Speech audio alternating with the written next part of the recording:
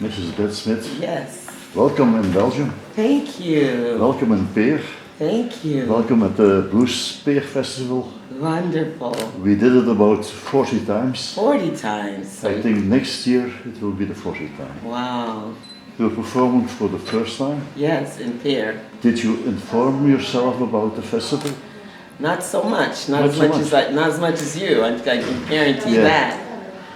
But I'm looking forward to giving a great show tomorrow. What are your expectations? My expectations is to get a lot of energy out from the audience and give a lot of energy to the audience and have a real great time. Because it's a part of your Euro tour that you're doing at this moment. That's right. With shows in Germany, Switzerland, Italy, France, Romania. Yes. You're very famous. I'm getting very famous and I'm getting very busy too. I think that you will, I'm sure about that you will impress us with your wonderful soul, gospel and rock and roll. Thank you so much. I did a bit homework to look who is Mrs. Smith. Okay. Because I don't meet every week a Mrs. Smith. That's true. Yeah, sure, yeah. You grew up in Bedford, Stuyvesant? Yes. What I found about that area, that's not a very popular area. No, it wasn't back in the day. Wasn't. It's getting better now, but it was quite tough neighborhood. Yeah. A lot of pit bulls and... But you survived. I survived because it made me strong. Yeah. God was testing me. But with the help of what I read about with your brother. Junior, yes. My strong German Shepherd. Then you decided to become a musician. My father sang and direct the choir every Sunday. Yeah. So I grew up with this beautiful gospel energy around me and a lot of faith it gave me. Yeah. So I use that faith for my journey through life now and my career. Yeah. So I can say that you're somewhere destined to become a musician. I believe I was destined to become a musician. It was the only thing that you did in your life, singing? I sang when I got a chance, but I started just working as an administrative secretary and reception. And when I finally got the blessings of my family, I started doing it more secular, not just in the church. I always sang in the church choir. I still sing in my church choir. But I also go and tour and do festivals now. You go solo? I go, yes. When did your solo career started? Yes. When did it start? When my solo career started? Yeah. In 2017 when I went down to Mississippi, down south in America. About 10 years ago? Yes, 10 years ago. Okay. About that. Until now you have recorded, I think, 3 studio albums? Yes, 3 studio albums. But we'll talk about them later. Okay. That were some items that I found about you. Was I complete enough, or did I forget something? No, you were very poignant and on point. Yes. Yeah, maybe I forgot something. Maybe you then did. You will say, I'm not going to hold it against you. 10 years. Can you already talk about highlights in those 10 years, or things that always stay with you in your head? Yeah. Tell us something about it. Yeah, sure. Well, one of the biggest highlights is my first break when I met Jimbo Mathis and he came to New York. Jimbo Mathis? Yes. Very famous. Very famous guy of the Squirrel Nut Zippers band. And he came to New York and we had a coffee and he said he written some songs that he thought would make beautiful my voice. And he put my voice on display in the South and he got me a record deal with the help of my manager, Danny Lerner. And we got a beautiful deal with Fat Possum Records / Big Music. Yeah, it's a very prestigious company. And that started the flower started to bloom. Can I say that all your 3 records were on Fat Possum? No, I had one on Fat Possum, one on another record company, and Roof Records, which is a German company. Thomas Roof, he's a wonderful guy. He also flew to America to meet me, and he gave me a record deal on the spot. And I was very fortunate, and God did it, and I'm thankful. And then the third one was Cartel Music Group, Yeah. and that's a British company. And they also signed me, and we did a beautiful album by the name of Good Thing. Good thing. So I'll be singing some of these songs on my tour and tomorrow also in Pier. So I'm going to be very excited to introduce my music, my brand of Southern rock and gospel into this beautiful area, part of the world, You know which I that love. you know that this weekend about 23,000 people will be in Peer Wow, over that's the a 3 nice days. number. Over the 3 days. 23,000, you said? 23,000. I didn't know. That's wonderful. Over the 3 days we have 22,000 people Wow. drinking, enjoying, Get listening ready. to you and all the Lots of nice Belgian musicians. beer. That's the best in the It's world. nice weather, so we're going to need some good cooling beer. 29 degrees. Wow. They expect this weekend. So don't wear something Too hot. too. Right. Yeah, I'm going to be cool. Let's talk about your albums. Okay. You're a musician, singer-songwriter. Yes. Is songwriting a difficult process for you? Or when are you busy with songwriting? Oh, yes. That's a great question. I love to write songs. My first song was actually a poem I wrote when I was 14. And then I've just been converting my poems into music. The other day I was in the Before park. you were a musician, you Yes, already absolutely. wrote poems. I love poems. I love poems. My mother loved poems. And poems about which items? Well, I like to write Love, about love. I like boys. boys and also men, and also I like to write about my relationship with my pet, my Labradoodle. You know, I wrote a song, Labradoodle. I Want to Be Your Human. So I love My brother dogs. had the same dog. You have a doodle? Yes. Yeah. Not me, but my Your wife? Oh, you see. So these Nice. are beautiful animals, and they inspire you, and they inspire me. So I write about my relationships with my mother and my dad and my brother. So it's not just about boys, it's about my whole life. It's very holistic, because life is holistic. Yeah. Do you still remember your first album, the first time that you were in the studio? Yes, I do. Doing your thing, very nervous. It's very beautiful. I was nervous, but Jimbo was there, and my manager Danny was there, and we had a whole band. It was in the back of a church, very warm setting, and they put me at ease, and they took out the guitars and the vintage mics, and it was so wonderful. It couldn't have been better. And I had, on the break, the coffee, I went to the church, and I just prayed and got meditative. Then I went back. We did about 6 songs in 2 days. I had to do a lot of meditation. Great. But it was a wonderful process, and I'll never forget it. It was 2017. That's 2017. It was called the Jet Lagger. Yes, Jet Lagger. But you didn't have a lagger, no. No. The Good, the Bad and the Bad.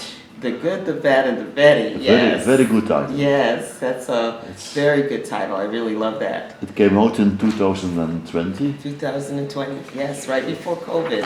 Was I just got back home Yeah, cool. from the recording studio, and COVID hit New York. So I was very lucky to get a chance to do my creative thing and record right before. Just before. Just before.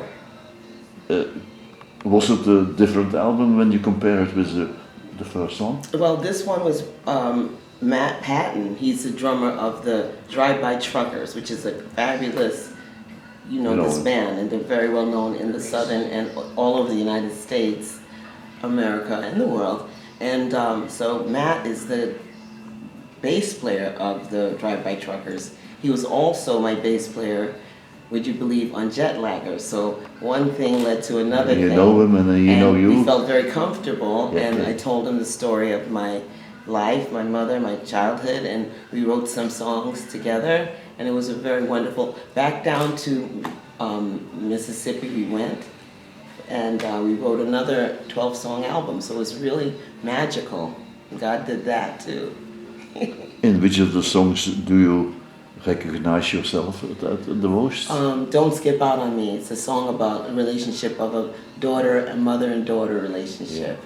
It's very, very powerful song. Then we go to your latest album. I hope not your last one. I hope so. I hope so. Keep the But fingers crossed. it was in 2004, 24. 2000 and, yeah. Good thing. Good It thing. sounds very optimistic. Very optimistic. We wanted to keep it really fresh and happy and inspiring. Yeah. You did it with Jimmy, it's a difficult name, Hogarth. Jimmy Hogarth, It yes, was your producer. Scottish gentleman, and Again, a famous guy. Yeah, we flew to London, and we had a really great time in the studio. It's a beautiful studio in London, and we just whipped out the songs once again, Yeah. and it was just really. He's such a professional, and he's But you're extremely right, because talented. before he did Amy Winehouse, Amy Tina Winehouse, Turner. Tina Turner. Oh, So great. I was in good company, wouldn't you say? Very good company. But you're also a great singer. Right? Thank you. Is the album, are the songs on the album as positive as the title of the album? Yes, yes. It's a nice menage of different writers. We borrowed many writers, and Good. one song, I believe, is Good Thing, and this is about, you don't want to lose your good thing. Yeah. So it's a very positive and optimistic album. Okay. Yeah. Why must people buy one of your albums? I give you free promotion time. You can say, do people, you must buy one because of. Okay. Because- So for me, I like to run a bath, put the candles on, and listen to my music, Yeah. as well as other artists. But I like to listen to my music because my music lets me unwind in this hectic world. Yeah. We're facing so many things, wars, and all these things that we're going through. And I think it's so positive to create a time and space to focus on the positive parts of life. Because if we don't, we're gonna the world get today, down. that's- We're gonna go down. Yeah. So I strongly suggest buying my albums because you will be inspired by at least one of the songs on the albums Okay. very deeply. I have some. Sure of that. I have some general questions. Okay. General, Okay. just to finish our talk. The lineup. Who is with you on stage tomorrow? Well, we have a new band on stage with us. Oh, you have the And name. three gentlemen by the name of Matt, and one gentleman by the name of Andreas. And we'll furnish you their last names because they're very Oh Italian. no, it's just. Yeah. Matteo, Matt, and Andrea. I think that you are the manager of the set list. Yes. What can we expect tomorrow morning? We're Tomorrow night. gonna keep it a surprise, but we're having A mix of all the. of different albums. Yeah. Yes, I think that's the best way That's to the best thing. describe it. Because we You- have fans of all the different albums. You're going to give us some new songs. I'm gonna give you some new songs for my upcoming album. Yes, that's- One of the names is Cherry Pie, and I wrote a song about my hometown Brooklyn by the name of Brooklyn Laundromat song. So Oh. it's very fun. Great. People like it a lot, love it a lot. You are a musician. Yes. Yes. Yes. What did you learn about yourself by being a musician? That music is a universal language, and I'm from Brooklyn, you're from here, right? Yeah. And we have a lot to talk about because one thing, music is a Music. universal language. That- Because that's the glue. it's like a smile, it's recognizable anywhere. That's what I believe. Do you have also days that you are not a musician? Yes. That you say, I go for a walk in the park, Yes. or that I do something else? Yes, I walk my dog 3 times a Oh, day yes, in the the dog. park. And we have a beautiful park in Brooklyn called Prospect Park, and they have between 8 and 9 a.m. in the morning, they let all the Labradoodles and the Schnauzers and the Dalmatians They're all and sniffling. the cockapoos, and they're all sniffing and saying hello. And this is the most beautiful time of my life in the mornings. Yeah. It's a meditation. I think like everyone, people have always a lot of plans. Yes. Do you have still open items on your, what they call the bucket list? Yes, I have a checklist to go to Australia. And we've been talking with some promoters there and hoping to go on tour within the next couple of years. I haven't been to Australia, so it's been one of my life dreams. And You know, you have to go down under. yes, down under. Yes, that's a big deal. It's a big deal. Yeah, a it's a long life trip. dream. And also, I'd like to go to perform in Japan, Okay. in Asia. Why do you think that it is so important to preserve and spread the blues today in this world where everybody is fighting with each other. I think music is still a very important part of life. Yeah. So the blues are originated down south, and I believe that it's a very spiritual music. It's grounding, Yeah. and it's we don't want it to go out of style. We want the next generation to embrace it. So I think that's the main thing for me to continue with my singing of the blues as well as other genres. That was a bit a part of my last question. Because Sorry. how do you reach the young people, the young generation? Because you have to keep in touch with them. Well, the millennials and the Gen Zs, they really love me. They love the they see me like maternal. Yeah. And the blues are maternal. The blues, if you listen to blues, you feel like you're being held. And I feel this maternal feeling to teach them, especially Gen Z, the blues and the B.B. Kings and these people, Janis Joplin.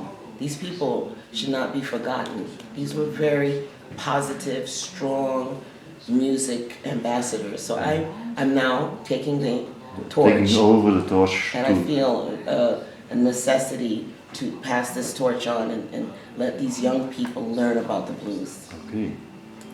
It's very important to me. Mrs. BETTE SMITH, that were my questions. We thank you again for Thank you. what we call the roots time that you give us, Thank the moment you. of your weekend, and I wish you a very happy life. Thank you so much. Thank you a lot for that. My love to your doggy. Thank you.